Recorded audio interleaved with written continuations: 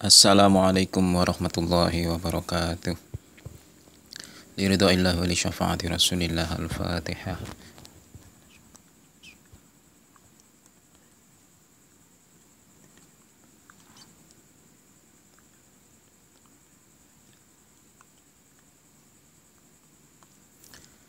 Bismillahirrahmanirrahim. Qala al-mu'alif rahimahullahu ta'ala wa nafa'ana bihi wa bi ulumihi wa asrarihi fid dharaini amin.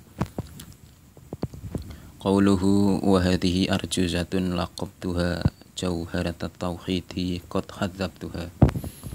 Wallaha arju fil qabuli nafi'an biha muridan fis sawabi tami'an. Bismillahirrahmanirrahim. Wa hadhihi utawi ikilah alfat al-khadir fi dhihni iku arjuzatun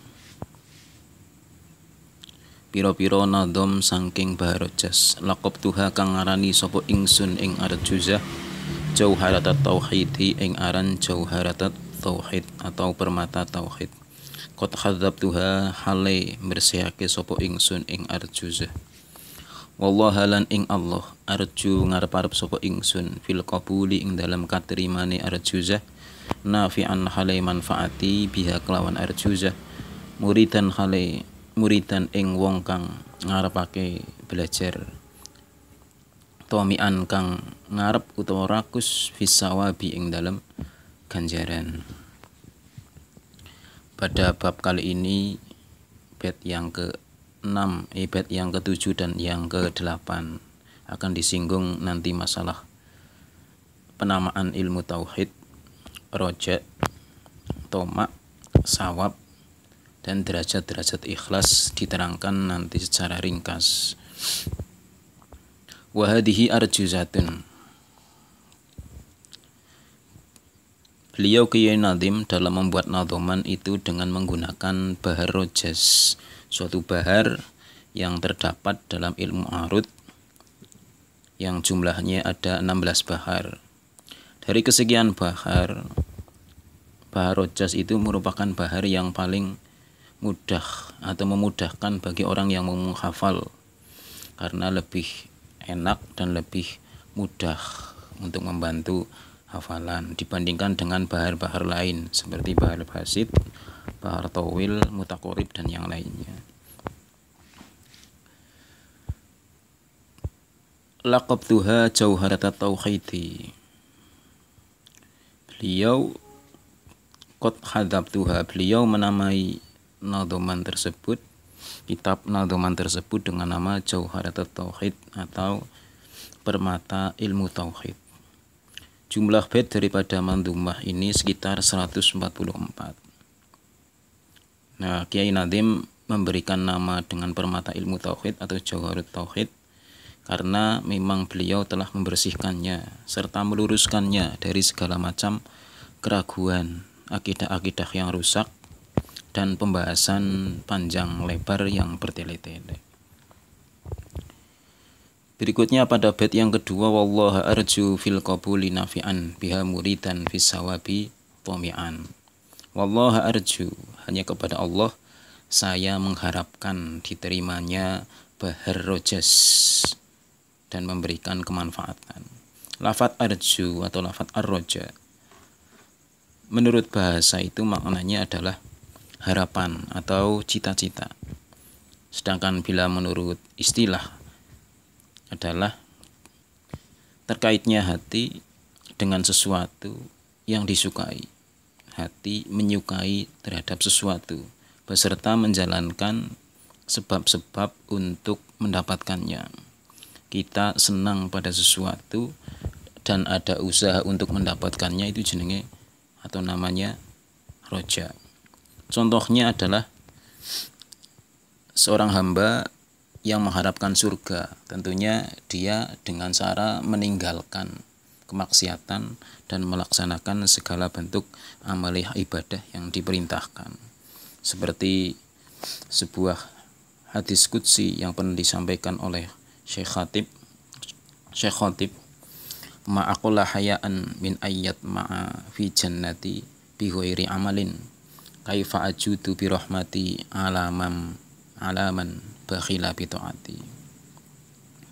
Alangkah tidak tahu malunya orang yang mengharapkan surga dengan tidak beramal.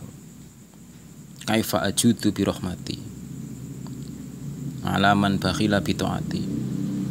Bagaimana mungkin saya akan dermawan, akan loman terhadap rahmat saya pada orang yang pelit atau bakhil untuk taat kepadaku. Itu salah satu contoh. Berikutnya ada lafadz at-tama, tomi'an fisawa bitomi'an. Lafadz at-tama sendiri adalah suatu pengharapan secara berlebihan, ngarep-ngarep tapi berlebihan, itu namanya toma. Sedangkan as-sawab, pahala, adalah suatu ukuran berupa ganjaran atau balasan yang diketahui oleh Allah Subhanahu wa ta'ala, yang dipersiapkan memang untuk bagi siapapun hambanya yang dia kehendaki, dalam rangka untuk mengimbangi atau memberikan bonus, semacam bonus, atau mengimbangi amalan-amalan hamba yang baik dengan semata-mata kehendaknya, Allah. Jadi pemberiannya itu berdasarkan kehendaknya Allah, bukan dengan ijab, bukan pula dengan wujub. Masalah ijab dan wujud pada bait berikutnya nanti juga akan dibahas. Sedikit membahas tentang masalah ijab dan wujub. Bukan dengan ijab itu artinya adalah bukan dengan taklil. Taklil itu terjadinya sesuatu dengan adanya sebab. Kaum Mu'tazilah, salah satu golongan yang bukan termasuk dari ahli sunnah menurut kita, bahwasanya setiap sebab itu ada musababnya, atau musabab itu selalu ada sebabnya. Kalau kita tidak mesti, hanya saja itu sebatas talazuman fil adat, suatu kejadian yang adatnya biasanya seperti itu. Misalkan orang sakit, ya berobat. Atau api yang membakar kertas kering itu mesti terbakar. Itu kalau kita Ahlus Sunnah wal Jamaah itu bahasanya talazuman fil adat. Secara adat memang biasanya itu terbakar. Tapi tidak mesti jika Allah menghendaki. Contohnya adalah dilemparnya Nabi Ibrahim ke api. Ketika api diperintahkan oleh Allah untuk dingin, maka Nabi Ibrahim pun menjadi tidak terbakar. Nah, itu salah satu bentuk untuk mengalahkan apa-apa yang selalu disandarkan pada adat atau akal. Bukan pula dengan cara wujub. Artinya bahwa pemberian pahala itu bukanlah satu kewajiban atas Allah, bagaimana dikatakan oleh kaum Mu'tazilah, bahwasannya yang memberikan pahala itu adalah Allah secara wajib.